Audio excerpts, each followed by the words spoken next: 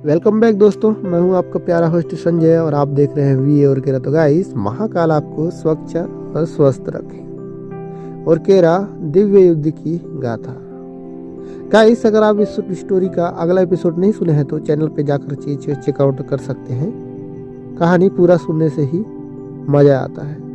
तो चलो बिना देरी के माँ सरस्वती की कृपा से कहानी शुरू करते हैं। तीसरे शैतान का अंत तो हो गया, लेकिन इस युद्ध में अब तक की सबसे खतरनाक शक्ति जाग चुकी थी। रुद्र अब सिर्फ इंसान नहीं रहा, अब उसमें मृत्यु लोक की शक्ति समा चुकी थी। लेकिन ये शक्ति आशीर्वाद थी या श्राप, यह तो समय ही बताएगा।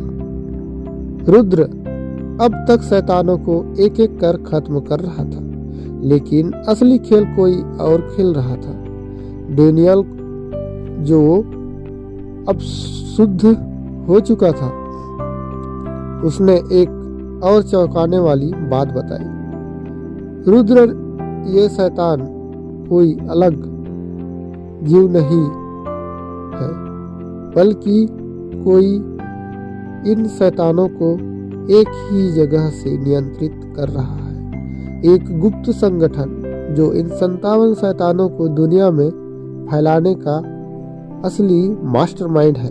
रुद्र के लिए ये बहुत बड़ा झटका था। वो क्या अब तक वो सिर्फ प्यादों को हरा रहा था? अगर कोई असली खिलाड़ी था तो उसे सबसे पहले उसी को ढूंढना होगा। रुद्र अभी इस बात को समझ ही रहा था कि तभी एक नई मुसीबत आप खड़ी हुई। रुद्र देवगन ने ध्यान में बैठकर एक भविष्यवाणी देखी।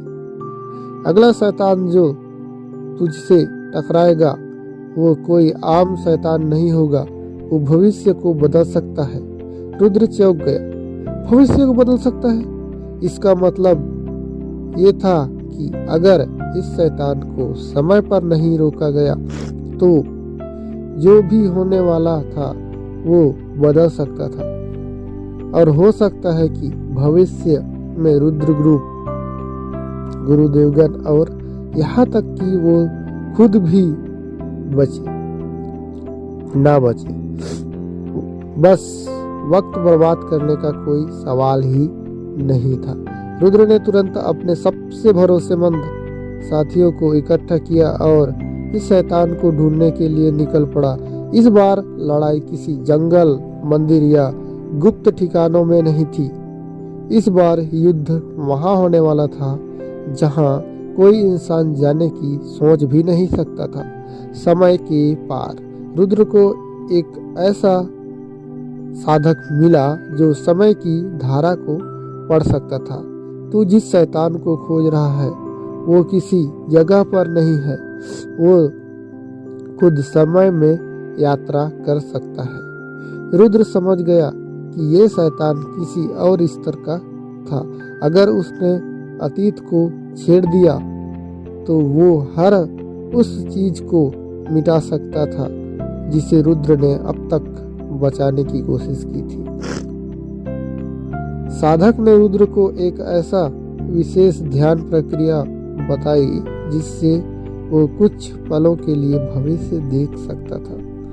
रुद्र ने आंखें बंद की, गहरी सांस ली और जैसे ही उसने ध्यान केंद्रित किया, उसने देखा कि उसका पूरा शरीर कांप उठा। चारों तरफ विनाश और केरा।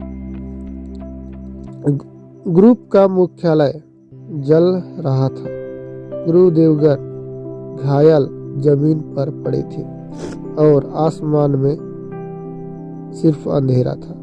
और फिर उसने खुद को देखा, खून से लथपथ जमीन पर गिरा हुआ, और उसके सामने खड़ा था एक भयानक शैतान। रुद्र और केरा, तेरा अंत तय हो चुका है। रुद्र ने झटके से आंखें खोली। उसकी सांसों तेज हो चुकी थी। ये कोई सामान्य लड़ाई नहीं थी। अगर ये शैतान अपने मकसद को कामयाब हो गया तो ओरकेरा ग्रुप और गुरुदेवगन का अस्तित्व ही खत्म हो सकता था। रुद्र को अब इस शैतान को पकड़ना था, लेकिन सवाल था कैसे। जो शैतान समय में यात्रा कर सकता था, उसे रोकने के लिए कुछ अलग ही तरीका चाहिए था। और तभी गुरुदेवगन ने एक नई बात बताई। रुद्र इस दुनिया में सबसे बड़ी एक शक्ति है जो समय को रोक सकती है, लेकिन उसे हासिल करना आसान नहीं है। गुरुजी, मुझे बताइए कि वो शक्ति कहाँ मिलेगी। रुद्र देवगन ने उसकी आंखों में देखा और एक गहरी सांस लेते हुए बोले, उस समय की शक्ति को पाने के लिए तुझे स्वयं भगवान शिव की परीक्षा देनी होगी। अगर अगला लक्ष्य तय हो चुका था, अब अगला लक्ष्य तय हो चुका था। अगले भाग में भगवान शिव की परीक्षा, युद्ध अब असली मोड़ लेने वाला था। तो तैयार हो जाओ कहानी आगे सुनने के लिए, क्योंकि जो होने वाला है वो पहले कभी नहीं हुआ। आगे का एपिसोड नेक्स्ट वीडियो में आएगा, जिसके लिए आप वीडियो को लाइक और चैनल को सब्सक्राइब कर दीजिए और कमेंट करना मत भूलिए। एपिसोड जल्दी आएगा। जय महाकाल।